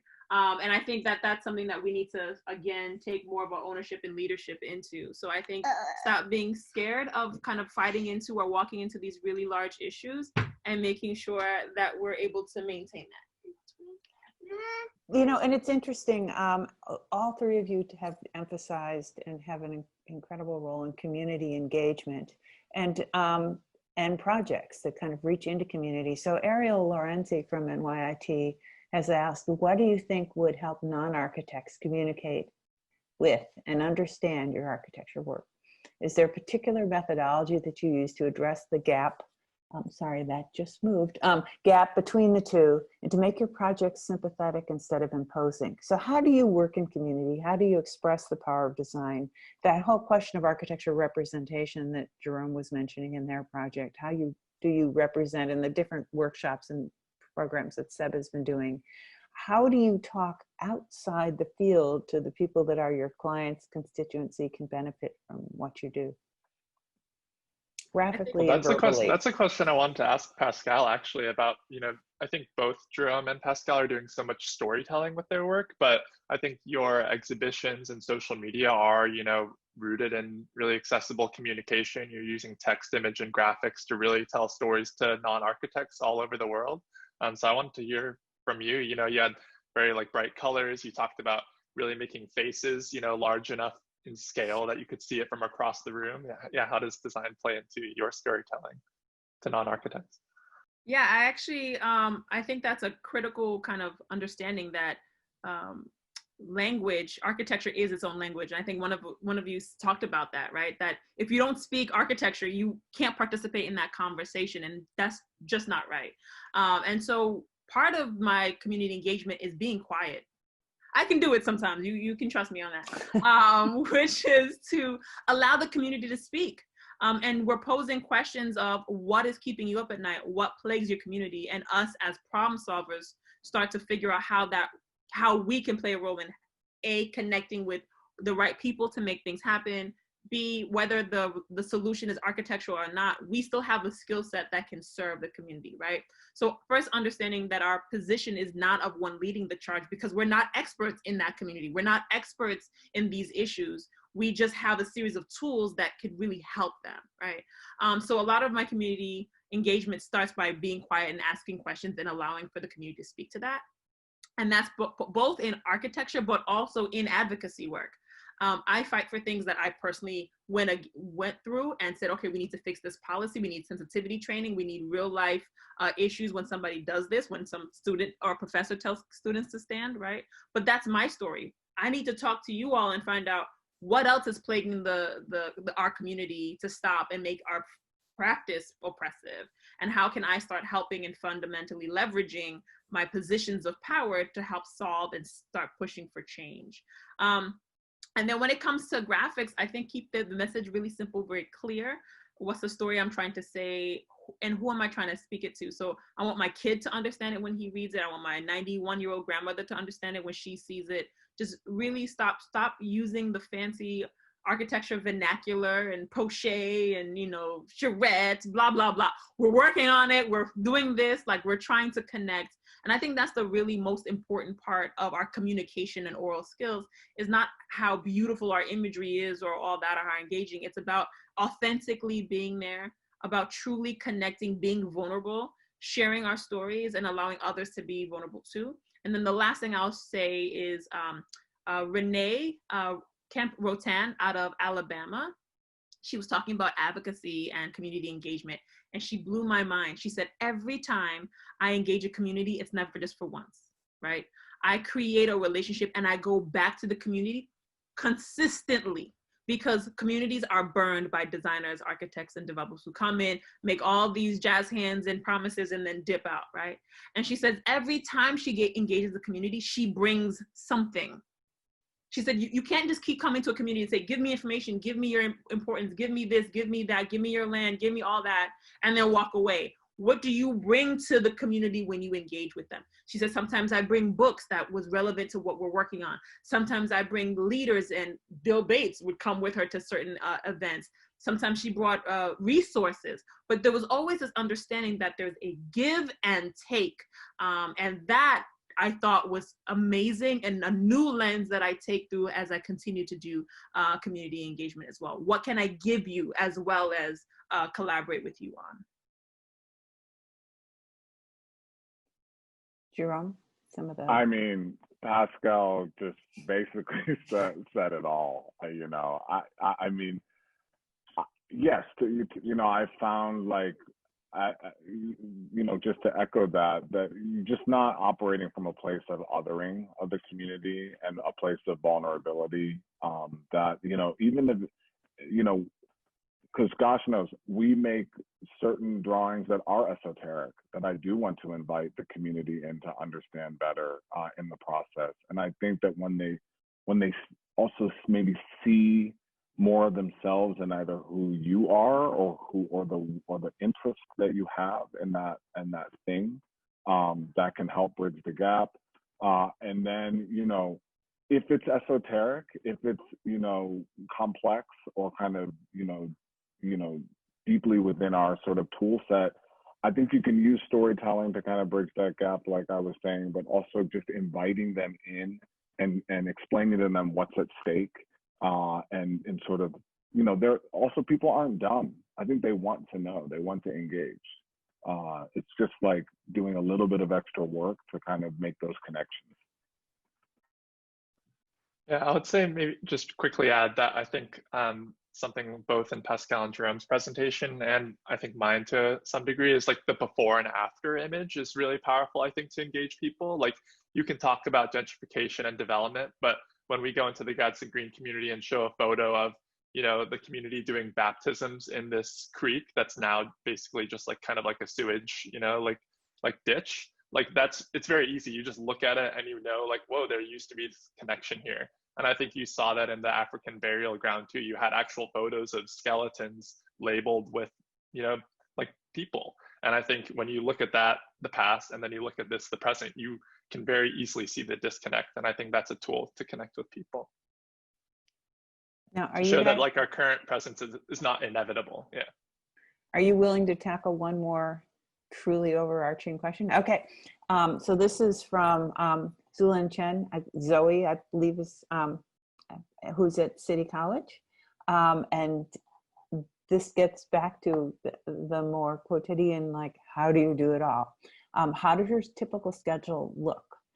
Back to the question of sleep. To do so much and take on so many roles is extremely impressive, but how can we make it sustainable so we don't compromise other aspects of life? Is there a rule to work, school-life balance that you swear by? I know Seb has touched on this, but she'd love to hear from all of you. And then another question from Urvi Shetty, who also at Parsons rolls into this, I think, and that's what advice you'd give to graduating students during this time of pandemic and, you know, everything else. So living your life, how do you do it? Sure, I'll start with that one.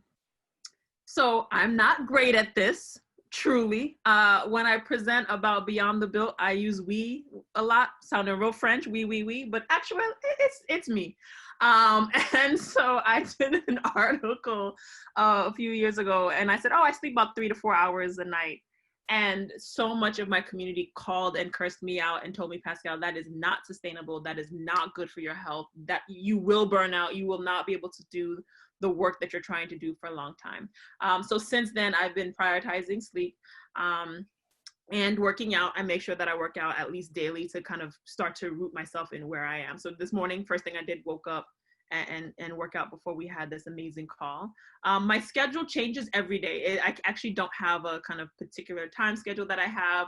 Aside from Monday through Friday, I have my job where I work in the office Monday through Wednesdays. Wednesday nights, I get COVID tested, get my results Thursday morning, commute back to my family Thursdays, Fridays. So I actually live separate from my husband and my son. and my 91-year-old grandmother during this time, because I know I'm super exposed when I'm in the city and I don't want to like bring it back. So that's part of like my schedule, which has thrown a lot of my life in shambles. But I say that to say I'm trying to stay nimble and try to stay kind of keeping the forefront my mission about making architecture more inclusive as the ruler or as the filter almost against everything that's requested of me. If it doesn't move the mission forward, I say, I'm so sorry, I can't. And here's somebody else who I think could be amazing, great at it. I've also been leveraging tools online. I use Wix to build my page and maintain my page. So I'm not asking other people for help, but I'm able to get that done. Google Docs, my favorite thing. You know, I got all these spreadsheets, forget it. I love the function that I can email people or schedule emails in Gmail, so you don't get emails from me 3 or 4 o'clock in the morning when I'm typically writing them. And then lastly, I have a Miro board, which is MIRO.com if you're not familiar. And I'm gonna quickly share my screen and share you my Miro board. And this is how I keep track of my advocacy work. Don't judge the tabs, I can feel the judging. So this is like wow. The center mission forward. Yellows are all the say it louds, what's active say it louds, what are potential ones, tied lectures that comes to it and follow-ups. Say it with media, the media publication, follow-ups, who's committed, who's thinking about it, who's moving forward. Awards, grants, writing, publication stuff that's in here. The reds are my lectures, ones that have passed, which ones are coming up. Freelance work, because I also do that, engage work in that regard, and then the Great Diverse Designers Library, whose profiles I need to update and keep track of. And so I use this weekly to keep track visually of what I have to do when it comes to advocacy work, and then each weekend kind of copy and paste whatever I've been able to get done, and I can tell which weekends I was slacking, which weekends I was better at getting some kind of work done. So again, leveraging tools, trying to find ways that works well with my mind, and try to get as much help as possible. I ask for help, not shy at I will email you and say, I'm drowning, need help, come help me. I do that. And then lastly, for your question about what is my advice to those who are at school and graduating, is network with one another. Your peers and colleagues and classmates now are going to be leveraging and elevating to positions of power. And as you grow in your profession, so will they. And so your network right now, your family as your classmates and your peers is critical. Connect with them, get to know them, keep track of them, join LinkedIn. Yeah, I know it's dry, but it's really important software, social media tool. And that will really support you, not just now, but through the trajectory, and get involved, join organizations, NOMA, AIA, Black Matter University, DAP, Hip Hop Architecture Camp, you name it, Architectural League, everybody. These are all these organizations that you need to make sure that you're a part of, build that community. And that's my huge, most important kind of advice that I could give you. Thank you. Jerome? Pascal, you're always hard to follow, Pascal. I need to like take a big gulp of my coffee here to like meet that level. I think, you know, as you're seeing, everybody is different. You know, frankly, all of you probably, and definitely the 3 panelists and the hosts are simply passionate about what they're doing. And so, you know, everybody's kind of level of commitment to any number of things can vary, and that doesn't mean you're not enough or not worthy or whatever.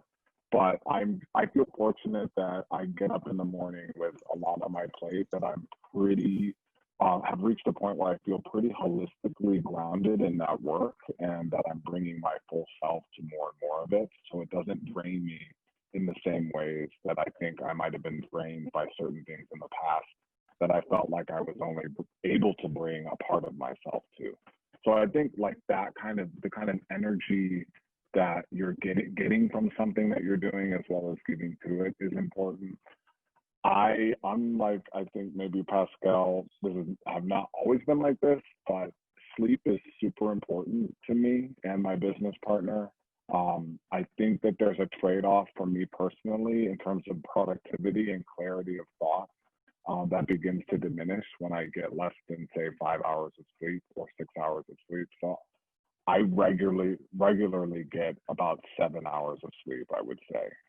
So then I organize my day with that expectation, among others, and simply, we have technology now that is unlike the wildest dreams of people even 20 years ago.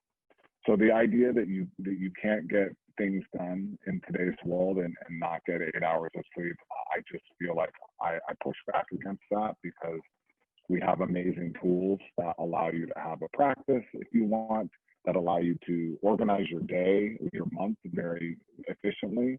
And it's about just like learning when to cut off even though that barrage of tools, because there's also diminishing returns there. So yes, I would second the kind of networking. I was also going to say, very importantly, I do not have children. So I think that, my degree of busyness would have to adjust to accommodate if I were to have children or something like that. So I'm very aware that my current lifestyle structure is different than, say, somebody who's caring for somebody in their home or caring for a child, which I look forward to hopefully someday, and how it would adjust to my schedule. So yeah, I would also just second getting involved with things, however you self-motivate. If you're not a great self-motivator, maybe signing up for something so that there's a deadline, which maybe sometimes can be problematic, but I find that I work really well when I've kind of committed to something, and then have sort of that sort of goal that I have set for myself to do. And just, again, like, you guys are going to create the future, so collaborating with one another and networking. Yeah, seconded. I would just add that, yeah, I indict like grind culture and like the studio culture of like, like self-sacrificial, like martyrdom, and like whoever's suffering the most is like, doing the most. I am totally against that. I think I am like Jerome, and I need my sleep. I try to get my 8 hours. And I'm always trying to think about how do you like fight joyfully, and like how do you like fill your like cup so you always have some left over. Reading the book Pleasure Activism by Adrienne Marie Brown was really helpful for me to think about that, because I think there are ways to do a lot, but not get like drained and not be exploited and not like have it be an extractive thing. Because sometimes when you're doing work in a certain way and centering your own pleasure and making sure you're well, you can actually do more than you could before. And I think the 40-hour work week was debunked a long time ago. COVID has debunked it even more, and we see how COVID, amplifies some like kind of patterns of extraction for working more than that, the 60-hour work week, 80-hour work week, but just centering pleasure and joy, I think will actually, make you more productive in the end in a better way. Definitely. I'm so happy to be part of Team Sleep. I'm usually in bed by 9 p.m., which allows me to wake up at 4, 5. So that comes home from work, I'm able to hang out with the family. We all go to sleep, wake up really early while everybody's still asleep, and then knock out emails and do the work. So I found a way to get that kind of good sleep and be able to keep track of that, and be able to be responsive and get work done. And, the work still continues, and actually has been flourishing since. So echo everything that our panelists are saying. Yeah, so sleep. We do have one, this will be the last question, so people have time to stand up and actually walk around for a few minutes before they sit down to visit the studio.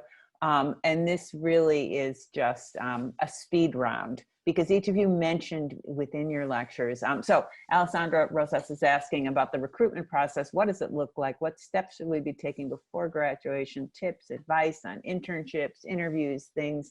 Each of you actually, I think, mentioned while you were students, different things that you were doing, either making sure that you were, I was going to use the word aggressive, but that sounds too loaded, actively engaging speakers, people visiting your school, contacting people if something interested you versus waiting for it to come. So I think for each of you, and then let's aim at with a hard stop at 12:15 so that people can take a quick break.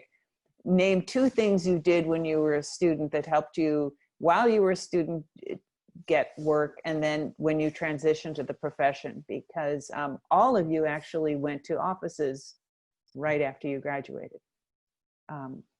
So let's go down the line from the screen I see. Pascal? Sure. First thing was I had an internship during school, and that actually very much leveraged me into getting real world experience, so that it made my resume and my application process more enticing, I would say, to prospective employers. But honestly, it was recommendation of classmates who had been in the field or in those firms that was like, oh, Pascal, I know her. She works hard. She does great work. She's passionate. And so that's why I'm saying to you all are each other's best resource with one another. So I definitely think that internships help. And there's programs like NOMA has a internship program where they pay and help place diverse students into firms to get them going in terms of education platforms. But also, I know I keep saying this, but joining these organizations, Architectural League, NOMA, AIA, they put you in rooms and in relationships with people who lead companies who have that recruitment and opportunities and help with that process. So really, it's really a big part about it is networking.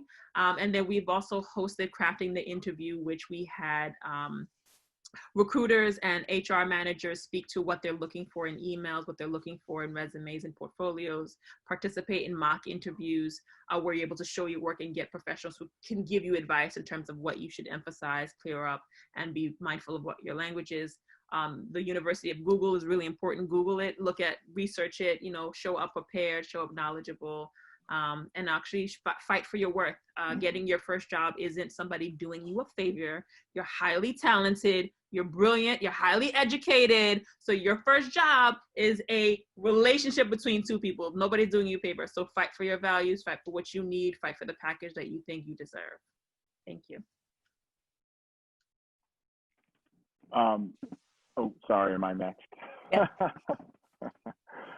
I would just add, and I'm still getting better at this, but not fearing rejection or intimidation of kind of authority figures. So I think I think several of my opportunities came from a kind of, just slightly brazen relationship with professors, you could say, but I was also very shy to reach out to professors or even to apply to things because I assumed I was not kind of qualified. For example, I only applied to Ivy League schools for grad school at the kind of encouragement of a professor. I was literally not going to even apply to grad school because I didn't think I was ready or qualified, whereupon I got there and realized I was absolutely ready and qualified to be there.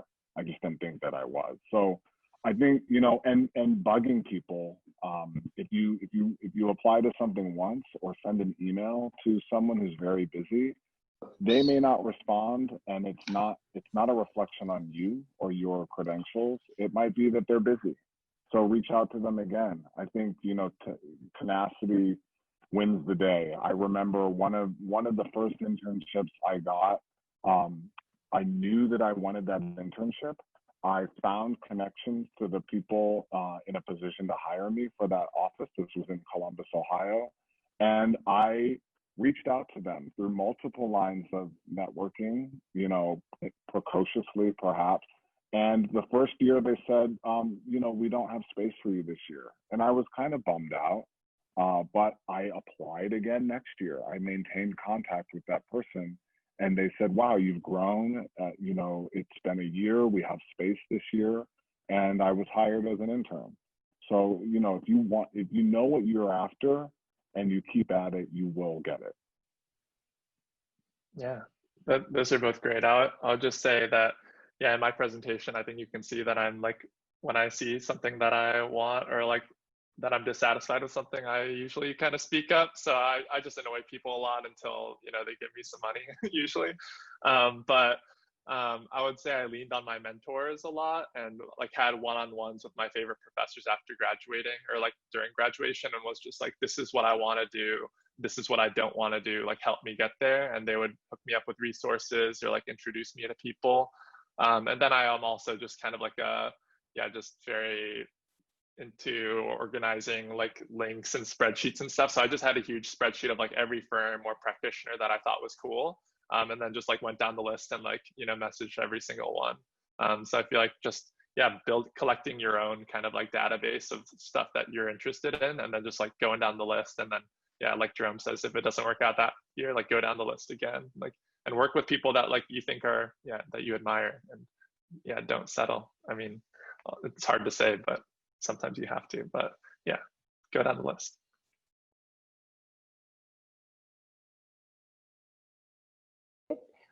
That is in fact where we're going to stop for now. Everyone should take a 15-minute break. Katerina, should everyone sign out and sign back in? You can do both. You can stay, maybe turn off your camera if you want to go for a walk, and then come back at 12:30, or log out and log in again. Doesn't matter. So I want to take this chance to thank our amazing panelists. That was just, I think, one of, if not the best discussion we've had, improved by the fact that we haven't had to interrupt it by having people go out and do signups. But we truly appreciate the time you gave. Katerina and I can attest to the late, early morning hour work of everyone from the times of days that we received email and material from people. So we, it is just an incredibly impressive amount of work. And I guess this is where everybody like shows their applause by showing their hands. And I think in this case, we should. So thank you. And we will see you all in a few short minutes. Thank you, everyone.